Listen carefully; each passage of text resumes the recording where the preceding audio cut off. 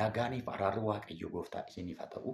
Har'aa waa'ee waldaa Saardes waldaa afuraffaa ilaalla jechuudha. Waldaa Saardes utuu hin ilaaliin jalqabaa mul'ata Yohaannis boqonnaa 3:1 kaasee amma 5tti kan jiran dubbisneetu itti fufna. Siniifan dubbisa.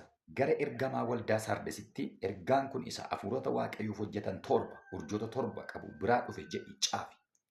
Ergichi ani hojii kee beeka. Maqaanumaaf jiraataadha jedhamtee waamamta. Ati garuu du'aadha. Ka'i dammaqaas ta'i. Wanta hafee du'uuf jedhus jabeessi. Ani fuula Waaqayyoo koo duratti hojiin kee fiixaan ba'uu isaan argina. Ammas wanta sitti dabarfamee akka ati fudhatteef akka ati dhageesse yaadadhu eegi. Yaada garaa kee geeddaradhu. Yoo dammaqaa ta'uudhaa baatte garuu an akka hattuun dhuftutti nan dhufa. Yeroo an sitti dhufus matumaan beektu. Haa ta'uyyuu malee Saardes keessa namoota muraasa warra uffata isaanii hin xureessine jedhamanii maqaa argatan qabda. Warri kun uffata adii uffatanii anaa wajjin deddeebi'uuf jiru. Isaan kanaaf warra malanidha. Nama mo'utti akkasuma uffata adiitu tufama. Ani maqaasaa macaafa jireenya isa warri waaqa jireenya argachuuf jiran keessatti caafaman keessaan balleessu. Abbaa koo duratti ergamoota isaa duratti maqaasaa waamee kan koo ta'uu isaa nan beeksisaedha. Yaa Gooftaa sagalee kana nuu ibsi. Nama si dhaggeeffatu eebbisi. Ergamoonni hojiin seexanaa kamillee haa diigamu. Maqaa Yesuusiin samiin irratti banamu. Sagalee kee nutti dubbadhu maqaa Yesuusiin. Egaa waldaa afuraffaa waldaa Saardes yookaan immoo warri Ingiliffaa The Dead Church waldaa duutu ishee jedhan kana laallarra. Waldaa Saardes jecha maqaa ishee irraa yeroo kaanu Saardes hiika lamarraa dhufee jecha lamarraa dhufee yookaan immoo haala lamaan ibsama. Tokko namoonni kan isaan ittiin ibsan dhagaa Sardooniks jedhamutu magaalattii keessa jiraa jedhu. Magaalattiin magaalaa Tulluu Gubbaati. Magaalaa Tulluu Gubbaatii lafa isaa keessa dhagaa Sardooniks kanatu jira. Kanaafi dhagaan kun dhagaa gati jabeessa, dhagaa barbaadamaadha. Yohaannis mul'atuma Yohaannis boqonnaa 21 irratti eerameera dhagaan kun jira. Dhagaa 12 Yerusaalem ishee haaraan irratti ijaaramtu Sardooniks kee tokkodha waan ta'eef. Sardooniks Saardes kan jedhu Sardooniks irraa dhufe kan jedhan jiru. Kan biraan afaan Ingiliffaa daayirektii yoo hinne Saardes jechuun the Prince of Joy mootii gammachuu jechuudha. Iddootti dhalli namaa gammadee jiraatu jechuudha magaalattiin. Baay'ee iddoo impoortaantiidha. Namoonni bashannanaaf guldaa soorettiidha si iddootti namni gammadee jiraatudha dhamti. The Prince of Joy jechuudha Ingiliffaa. Okay. Magaalattiin Saardes jedhamtu kun yeroo har'aa Saaret jedhamti. Biyya Turkii keessatti argamti. Bara durii kutaa biyya Liidiyaa jedhamti turte. Bittaa warraa Giriik jala turte. Haala waliigalaa magaalattii keessa jirtu immoo ilaalla. Magaalattiin Saardes maaliin beekamti wattanii soorettiidha baay'ee oomisha akka warqee kanatu keessaa ba'a. Dhagaa Sardooniksii kana dabalatee warqeenis tulluu keessaa ba'a. Baay'ee albuudonni gati jabeessatti jiru. Yeroo jalqabaaf saantima hojiirra kan oolchite isheedha yookaan kaarensi. Saantimaan ol daldalu kan hojiirra oolchite yeroo jalqabaaf jedha. Suufii oomishuudhaanis hin beekamu. Uffata oomisha jechuudha. Daldalaan baay'ee beekamtuudha. Magaalattiin soorettii waan taateef yeroo sana dallaa dhagaa guddaa qabdi. Dallaatitti ijaaramee jira. Kanaaf over confidenceidha. Baay'ee ofitti amanamanii jiraatu jechuudha. Jechuun sodaa malee jiraatu magaalattiin. Dallaa cimaa waan qabduuf. Gooftaan waldittii kanan komatus hin jajus. Cubbuus irratti hin argeen jedhu. Garuu akka duutuudha jedhaan. Maqumaaf jiraataadha jedhamta malee duutuudha jedhaan. Maaliif duute waldaa? Sababoota baay'eetu jira. Maal tajjeese waldaa kana? Fooniin jiru. Hafuuraan hin jiran malee. Hin waaqeffatu. Waaqeffannaa dhugaa miti malee. Hin deddeebi'u mana waldaa kiristaanaatti akkuma warra kaanii. Garuu biyya lafaa wajjin wal makanii jiraatu. Ilaalaa kana waldattiin kun ari'atama hin qabdu. Simirinaan yeroo hiyyummaa gadhee keetti kufan ilaalleera. Efesoon keessatti rakkina guddaa amantoonni keessa jiran ilaalleera. Pheergaamoon keessatti namoonni baay'een akka isaan gidiraa argan ilaalleera. Ari'atama Iyyuudotarraa, ari'atama Ormarraa, ari'atama mootii Roomaarraa amantoota bara sanaarra ga'e leencaaf akka nyaatamaa turan. Zayitaan akka du'aa turan. Danfisamanii akka du'aa turan. Anxiiphaas fa'aa, Poolikaarpi fa'aa akka isaan aarsaa ta'aa turan. Daan waadamanii argineerra. Waldaa Saardes keessa kun hin jiru. Waldaan Saardes namni tokko isheen ari'atu. Iyyuudonnis hin ari'atan. Mootiin Roomaa sin ari'atu. Giriikonni sin ari'atan. Cal jettee moo waldaa deddeebitudha. Hinnatti hin galti. Waaqeffatti namitti hin dubbatu. Sababiin isaa Yesuus gooftaadha jettee si lallabdu gadi baate. Yesuusitti amanaas namaan hin jettu wallitti. Karaa biraa immoo mootiin Roomaa waan inni ajaje hundumaa suma raawwatu isaan. Gadi ba'aa waaqa tolfamaa Arxemiisiif sagadaa waliin numa sagadu isaan. Yoo sirbaa jedhan numa sirbu isaan. Yoo dhugaatii hima dhugu isaan. Ormaa wajjin wanti gargar isaan baasu hin jiru. Hafuurri qulqulluun keessa hin jiru wallitti. Duutuudha. Deeg cherchiidha. Waldaa duutuudha. Kanaaf ari'ataman qabdu. Maaltu ishee ari'ataree? Wal fakkaattee jiraatti. Hojii warri kaan hojjetan inni hojjetti. Waaqeffattis hojii isa kaanis inni hojjetti. Amalli biyya lafaa kee jiru walditti keessa guute bakka. Akkuma waldaa har'aati. Waldaan Saardis. Waldaan Saardis waldaan har'aa tokkuma. Waan biyya lafaa kee jiru waldumatti namni har'a. Hattuunis waldaama jira. Malaammaltummaan isaamus ajjeesaanis ajjeesisaanis inni du'us inni ajjeesus waldaama jira. Mattaanni kennus inni fudhatus hojuma taa'ee waaqeffatarra. Argitan? Inni dhugaatii isaa dhugus waan barbaade hojjete waldaarraa ka'ee taa'ee namni waaqeffata. Akka waldaa Saardis jechuudha. Kanaaf dhiibbaan seexanaan jiru. Namoota baay'ee irratti lolli seexanaan jiru. Walii galanii jiraatu laa akkasitti. Wal unatanii jiraatu laa akkatti. Waldaan Saardis akkas jechuudha. Biyya lafaa wajjin ejjennaa gwaanti jedhama. Biyya lafaa wajjin tokko taatee waan jiraattuuf ari'atama kan jedhamu hin qabdu. Ari'atama hin qabdu. Nan tuqinaa sin tuqiniidhaanii, nan tuqin sin tuqiniidhaanii jiraatti jechuudha. Galanni Waaqayyoof haa ta'u. Al tokko nama tokko jedhanii waldaa keessaatii namoonni seexana ifatu. Namittiin immoo hin ifattu seexana. Hundumtuu bayyesuusin gaafa jedhu namichi jedhee mataa. Ameerisiin jedhu waan baarfatu waaqeffatu seexana hin ifatu. Isa booddee halkanatti inni rafuu seexanni abjuusaa keessa dhaqe jedhan. Yaa namichoo ati har'a baay'ee na gargaarte jedheen. Yeroo hundumtuu asiif achi akka saree na ifatu si jala dhaabadheen sitti da'eeffadheen oole malee hundumtuu asuma achi na kolla'e. Ati garuu natti dubbanne. Maalumaan sii godhaa jette. Seexanni. Walumaa seexana. Innaani namichi moosayyuu Ameerikaa dhaquu barbaada. Jaallataa Ameerikaa dhaquu. Ameerikaan dhaquu barbaada. Kun maal rakkina qabarra gatiittii korra taa'ikaa. Singeessaan kun guddaadhaa kun jette seexan. Gatiittii seexanaarra taa'ee abjuudhaan utuu deemuuti fincaan isa qabe. Innaani maaloo fincaan na qabe takka hana buuzii jedhe. Rakkina maal qabatu oolmaa guddaa naa oolte hoo narratti gadhiisee itti jenna. Namichi gaafa irratti gadhiisu hirribaa dammaqnaan siree isaarra jira. Oolmaa seexana. Kanaaf namoonni tokko tokko seexanaa wajjin walii galanii jiraatu. Hin ifatanii, hin mormanii, hojii isaaniis hin mormu, jireenyi isaaniis hin mormu, tajaajilli isaaniis hin mormu. Seexanaa wajjin tokko ta'anii jiraatu. Waldaantiin kun akkasii jechuudha. Kompromaayiziidha. Walii galtee jiraatti. Biyya lafaa wajjin. Gooftaan akkamitti isheetti mul'ise egaa. Ergaan kun isa hafuurota Waaqayyoof hojjetan torba biraa dhufe jedhii caafi. Galanni Waaqayyoof haa ta'u. Hafuurota torban warra Waaqayyoof hojjetan biraa dhufe caafi. Hafuuronni torban kun Isaayyaas keessa jiru. Hafuurota torban Waaqayyoof hojjetan biraa dhufe jedhedha. Hafuura Waaqayyoo, hafuura ogummaa, hafuura humnaa, hafuura sodaa Waaqayyoo, hafuura beekumsaa warra jedhamedha. Hafuurri torban hafuuronni Waaqayyoo warra jedhamu. Hafuurota Waaqayyoo torban biraa dhufe jedhii caafi. Galanni Waaqayyoof haa ta'u.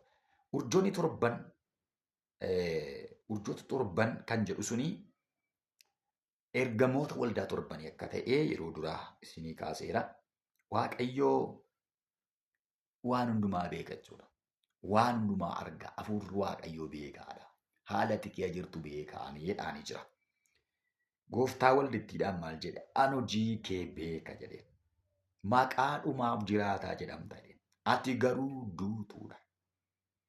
Waldaa duutu. Fooniin jiru hafuuraan du'aniiru. Waaqeffachaa jiru waaqeffannaa foonii waaqeffatu. Duutu maaltu ajjeesee waldattii kana? Maaltu ajjeesee mee ilaalla? Tokko kan isaan ajjeese uummata naannoo faana walii galanii jiraatu. Shaakala waaqa tolfamaa hin mormani. Waliin dhuguu, waliin nyaatuu, wal makaadhaan jiraatu. Argitanii waldittiin hin mormitu.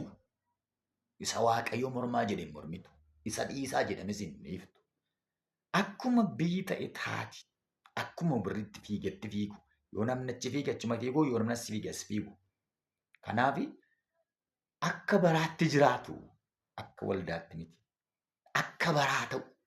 Akka waaqayyo jaallate hin taatu. Kan ishee ajjeese shaakala ormaatu waldattii kee jira. Bakka wal fakkaatanii obbolaa ta'anii biyya lafaa wajjin jiraatu waldaan Saardees. Tokko kan ishee ajjeese kan.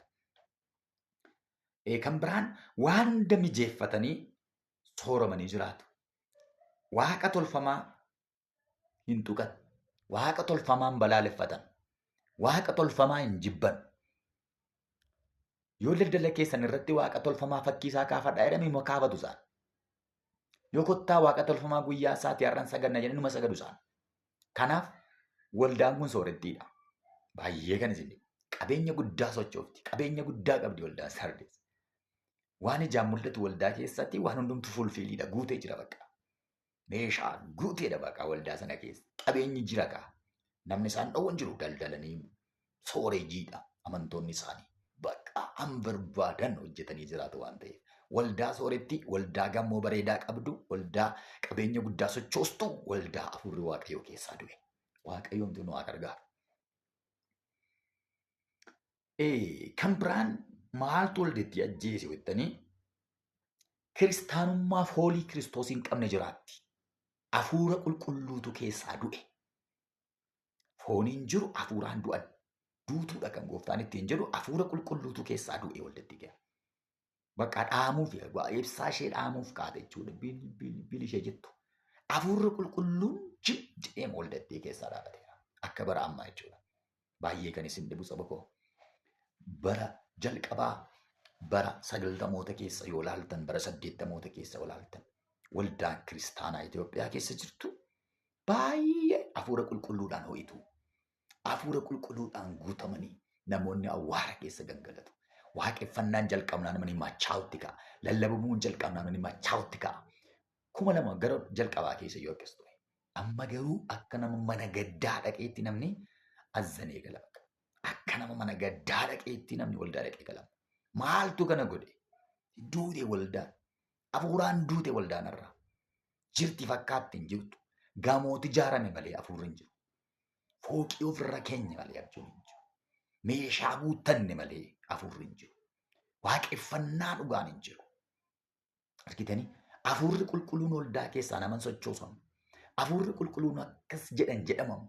Hanka'ee dubbatu raajota sobaati baay'een isaanii. Sababiin isaa hafuurri qulqulluun waldaa baay'eetti dhaameera, godaaneera baqa.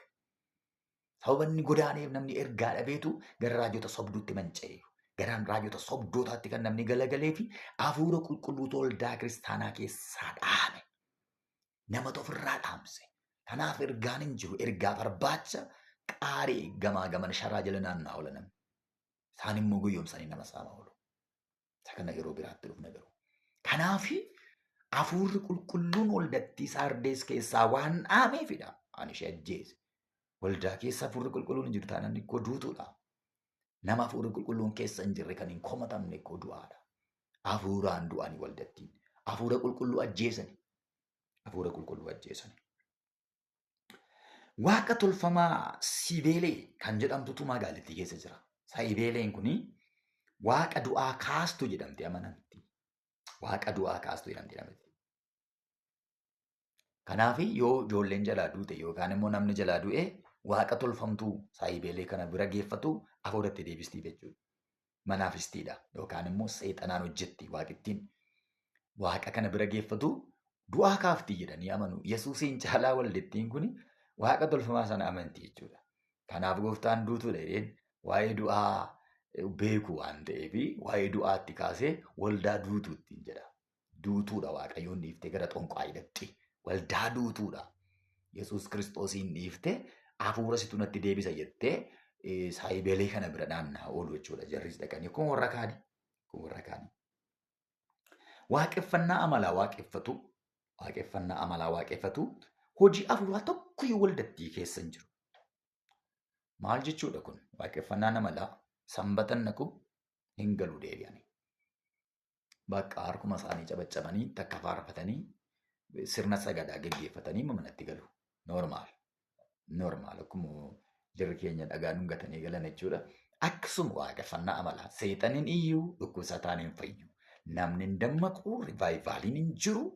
Hafuurri qulqulluun sochiin hojjetu hamiyyuu waa tokko hin jiru. No change. Bakka normaalii waldaa dhaquu hin galu. Waaqeffannaa amalaa jechuun kana. Sanbata nafan waldaa. Sanbata isaanii dhaqu sanbateef sanbatoon. Waldaa isaanii dhaqaniitu achi tasaallamanii galu jechuudha. Waldaan isaanii. Waaqeffannaa amalaa kee jiru. Waaqeffannaa hafuuraa kee jiran waldaa duutuun kun. Kanaafi gooftaan ati duutuudha. Duutuudha ittiin jiran. Dead church. Warri lallabanis wal iyyisiisanii oolanii galu. Lallabni isaan lallabanis lallaba duutuu waldaa duutuu akkasii keessatti namni deebii waliin hin jedhu. Qulqullaa'e waliin hin jedhu. Lallaba wal jajjabeessuu walitti lallabanii galu. Nyaattaa jiru utuma isaan du'anii jiru. Dhaalta jiru utuu isaan mucaa waaqayyoon ta'e. Utuu mucaan ta'in dhaaluun hin jiru. Utuu riqicha hin beekin ce'uun hin jiru. Namni riqicha hin beekne eessaan ce'a.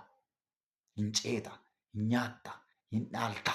Akka lallaba bara keenyaa jechuudha. Lallaba nama quuqu lallaban. Sooressoota waan ta'aniif inni lallabus kabaja namoota sanaa eegee lallabaa. Pirootokoolii namoota sanaa eegee lallabaaf. Akka isaan hin miidhamnetti sabni keenya nu jalaa tuqama. Sabni keenya nu jalaa miidhama kan jedhuudhaan pirootokoolii sabaa eeganii lallabu jechuudha. Kanaaf namni qalbii diddiirratu hin jiru. Namni gara waaqayyootti deebi'uu yaadus hin jiru. Waldaan Sardees duutuudha. Lallaba du'aa walitti lallabu. Lallaba du'aa jechuun lallaba lafarraa duwwaa. Kan gara waaqayyootti nama harkisne, kan foolii Kiristoos hin qabne, qalbii diddiirradhu kan namaan hin jenne, lafa hafuurri waaqayyootti nama ifanne, lallaba akkasii walitti lallabanii galuu jechuudha waaqeffannaa amalaa keessatti. Waaqeffannaa amalaa. Nama hundumtuu gammadee gala waaqa. Waaqeffannaa amalaa nama hundumaa gammachiiftee manatti gashita. Nama hundumaa sirbisiiftee, nama hundumaa gammachiiftee, halleluuyaa jechisiiftee gashita. Haa tokko namni gara waaqayyootti deebi'u hin jiru. Waldaa Sardees, waldaa duutuu sana keessa. Akeekkachiisa oollettiidha gooftaan kenne maanni gaa. Gooftaan akka dammaqe jedheen rafaa jirti kaa. Hirriba du'aa kee jirti, hirriba hafuuraa kee jirti yoo. Gooftaan akka dammaqe. Sababiin isaa magaalittiin sii kaasee dallaa dhagaa qabdi. Dallaa dhagaa jabaataa qabdi.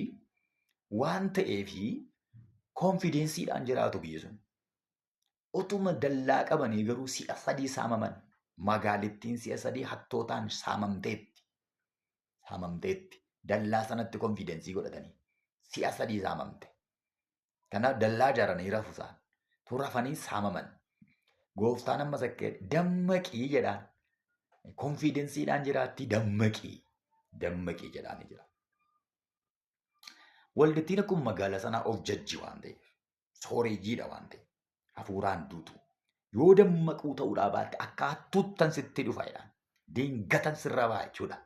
Tooti hin beekin, tooti hin yaadin, tooti hin karoorsin akka hattuuttan sirratti dhufa. Akka hattuuttan sirra ba'a. Sittaan farada jedhaan. Waa gargaaru waaqayyo. Gooftaan badhaasa warra mo'anii waadaa galeef. Yoo mooteere. Yoo mootee immoo jedheen wantoota inni kaa'ee qaba.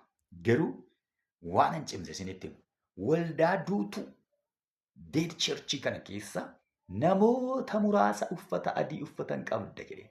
Uffata isaanii kan hin xureessine immoo qabda jedhaan. Waldaa duutuu waldaa biyya lafaa wajjin walii galtee mancaate kana keessa namoonni qubaan lakkaa'aman immoo jiru kan uffata isaanii hin xureessine. Bakka isaan akkamitti jiraatu beektu of oolchiidhaan jiraatu. Bakka ani biyyi manca'eera. Ani saba duukaan manca'u jedhanii ciniinnatanii kan ofsan immoo jiru achi keessa. Gadi ba'anii dubbatan namatti dubbatanis hin qaba waan ta'eef. Taa'anii boo yeroo dubbiin badu har'ayyuu waldaa keessa mee jiru.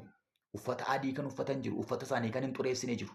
Yeroo dubbiin badu ta'anii kan quuqaman, ta'anii kan gaddan, mataa buusanii kan boo'an. Yaa Waaqayyo manni kee hin bade. Anuma duwwaa na gargaare. Lubbuma koo duwwaa oolchi kan jedhan jechuudha. Akka bara Looxiin. Bara Looxiin ergamoonni suni gaafa namoonni didan, gaafa warri kaan lafa lubbuu kee oolfatutti baqadhu jedhanii himu. Uumama boqonnaa 19 irratti lafa lubbuu kee oolfatutti baqadhu jedhanii Looxiin.